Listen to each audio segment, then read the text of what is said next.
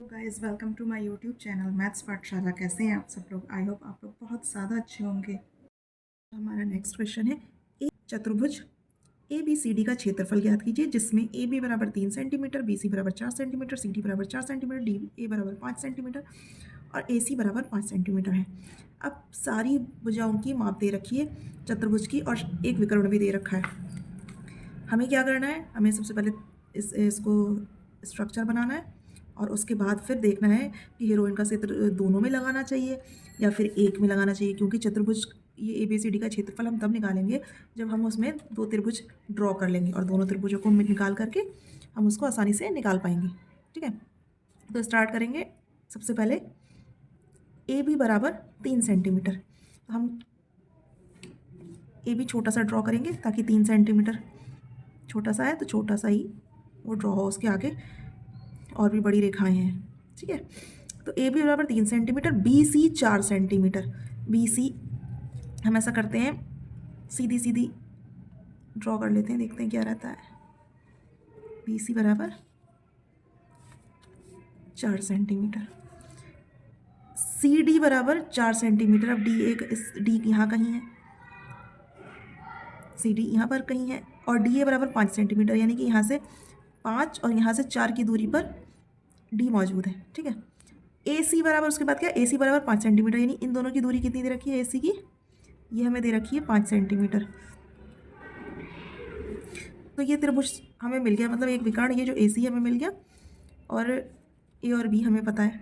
ये हमें दिखाई दे रहा है कि ये 5 पंजे 25 जो है, मतलब कर्ण का स्क्वायर जो है वो आधार का स्क्वायर यानी 9, लंब का स्क्वायर यानी 4 चौक 16, 16 और 9 25, और ये देखिए इसका स्क्वायर होगा 5 पंजे 25। ये हमें दिखाई दे रहा है, तो हमें मालूम है ये हमारा समकोण त्रिभुज में बदल गया। ठीक है, अब हमें क्या करना है, हमें डी ड्रॉ करना है जो सी से 4 की दूरी पर है, यानी कि जितनी डिस्टेंस ये है उतनी ही दूरी पर है।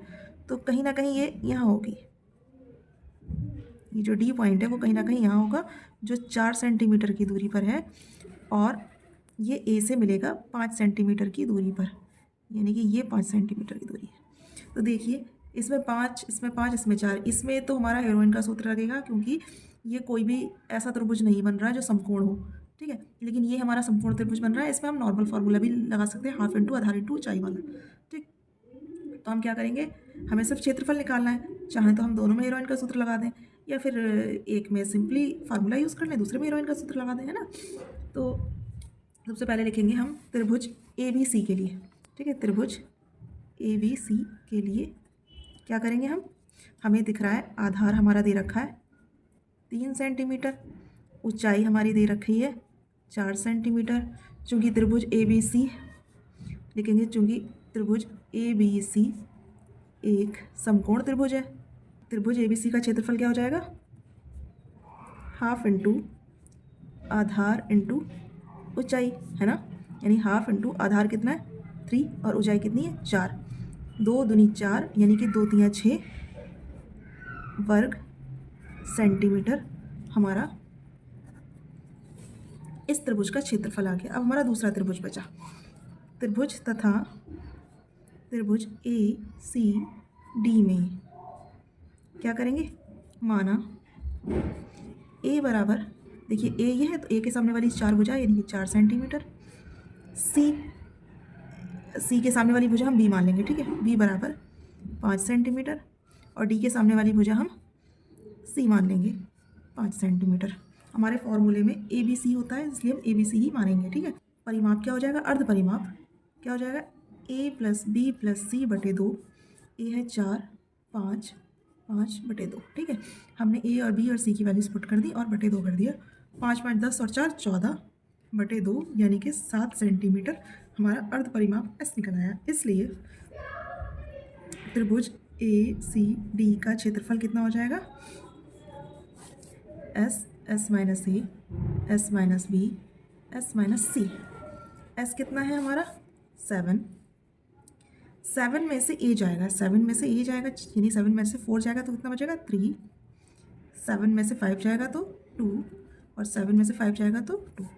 ठीक है, तो बाहर क्या निकल के आया हमारा, सिर्फ 2 का जोड़ा बाहर निकल के आया और 7 तियाँ 21 रूट के अंदर ही रहेगा, ये हो जाएगा वर्ग सेंटीमीटर। हमें इस त्रिभुज का क्षेत्रफल भी पता लग गया, इस वाले त्रिभुज का भी क्षेत्रफल पता लग गया।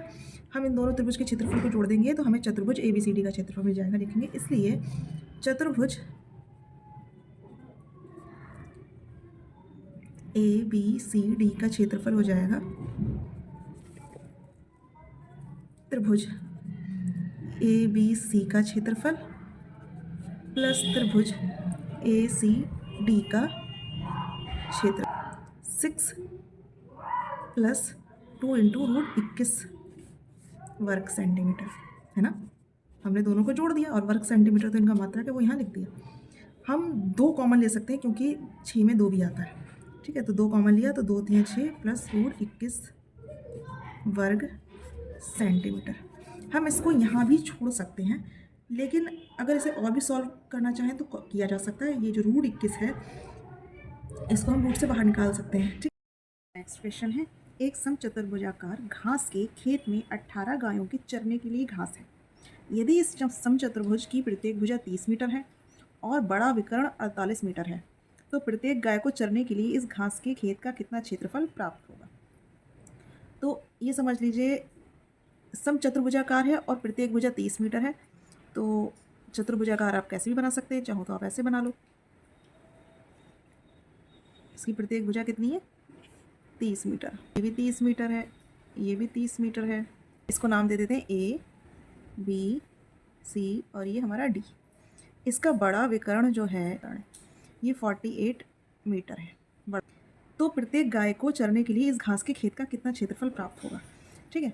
तो ये देखना है हमें कि इस पूरे एरिया का क्षेत्रफल क्या है। इस पूरे एरिया का क्षेत्रफल निकालने के लिए हमें क्या करना होगा, हमें ये एक त्रिभुज है, दूसरा त्रिभुज ये है, दोनों त्रिभुज बराबर हैं। कैसे, देखिए 30 मीटर ये भी, 30 मीटर ये भी है, दोनों भुजाएं 30 मीटर की। इसकी भी 30 मीटर है, इसकी भी 30 मीटर है, इसकी भी दोनों भुजाएं 30 मीटर की। और ये विकर्ण जो है ये इस भुजा के लिए भी सेम है, मतलब इस त्रिभुज के लिए भी सेम है, इसके लिए भी यही है। तो ये दोनों त्रिभुज बिल्कुल बराबर हो गए, ठीक है। तो हम एक का त्रिभुज का क्षेत्रफल निकाल लेंगे और क्या होगा, इस पूरे का क्षेत्रफल निकालने के लिए हमें 2 से मल्टीप्लाई करना होगा क्योंकि ये दुगना हो गया चतुर्भुज, है ना। तो सबसे पहले लिखेंगे त्रिभुज ABD, इसको लेते हैं, ठीक है। ABD ये वाला हम त्रिभुज लेते हैं और उसके बाद पूरे का करेंगे तो डबल कर देंगे, ठीक है। तो त्रिभुज ABD के लिए क्या करेंगे, मानेंगे A बराबर, A के सामने वाली भुजा कितनी है, 48 मीटर। B बराबर, B के सामने वाली भुजा ये है 30 मीटर। और C बराबर, अब इधर C तो है नहीं, ये D ही समझ लो, तो D के सामने वाली भुजा कितनी है, 30 मीटर।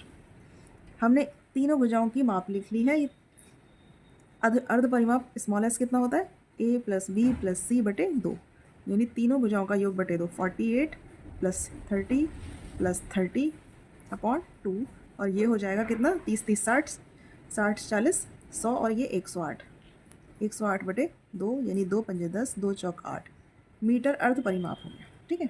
अब हम त्रिभुज ABD का क्षेत्रफल आराम से निकाल सकते हैं। कैसे निकलेगा, फॉर्मूला होता है S minus A, S minus B, S minus C। S की वैल्यू है 54, S माइनस A यानी 54 में से 48 जाएगा तो कितना बचेगा, 14 में से 8 गया, 6 बचा, और इधर बचा 4, 4 में से 4 गया, कुछ नहीं बचा, ठीक है। S माइनस B यानी 54 में से 30 जाएगा, 24 बचेगा। S माइनस C यानी 54 में से 30 जाएगा, फिर 24 बचेगा। अब हम क्या करेंगे, अब हम इसे आसानी से बाहर निकाल लेंगे। अब ऐसा करते हैं, 24 तो देखो हमें दिखाई दे रहा है, हम 24 तो बाहर ले लेते हैं, इसकी कैलकुलेशन तो यहीं ख़त्म हो गई। अब ये क्या कर सकते हैं हम इसको, ये होता है हमारा 9 छंग 54 और 6 ऑलरेडी है।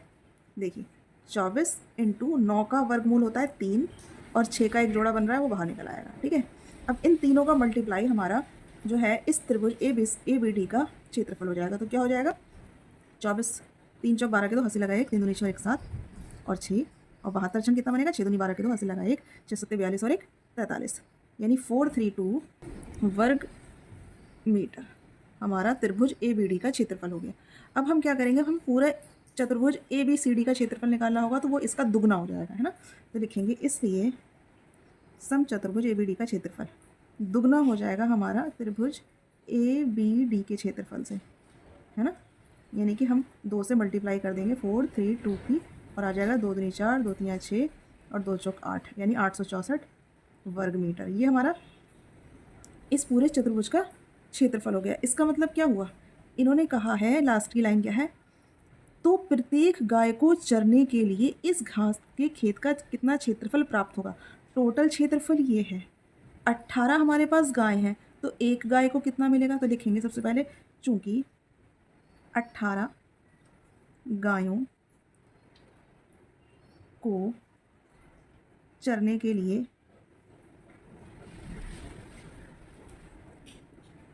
खेत का क्षेत्रफल कितना है,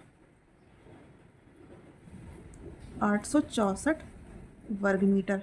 इसलिए एक गाय को चरने के लिए क्षेत्रफल कितना हो जाएगा, 864 की हम 18 से डिवाइड कर देंगे।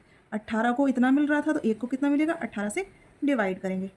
ठीक है, तो इसको भाग करके हमारा आंसर आएगा 48 वर्ग मीटर। ये आप आराम से भाग करके देख लीजिएगा, मैंने इसको पहले ही डिवाइड करके रखा हुआ था। ठीक है, आई होप आपको ये क्वेश्चन समझ में आया होगा, और अगर नहीं समझ में आया तो प्लीज़ एक बार रिपीट करके देख लीजिएगा। मिलती हूँ मैं आपसे नेक्स्ट वीडियो में, तब तक के लिए keep watching, keep learning and keep smiling. Take care, bye bye.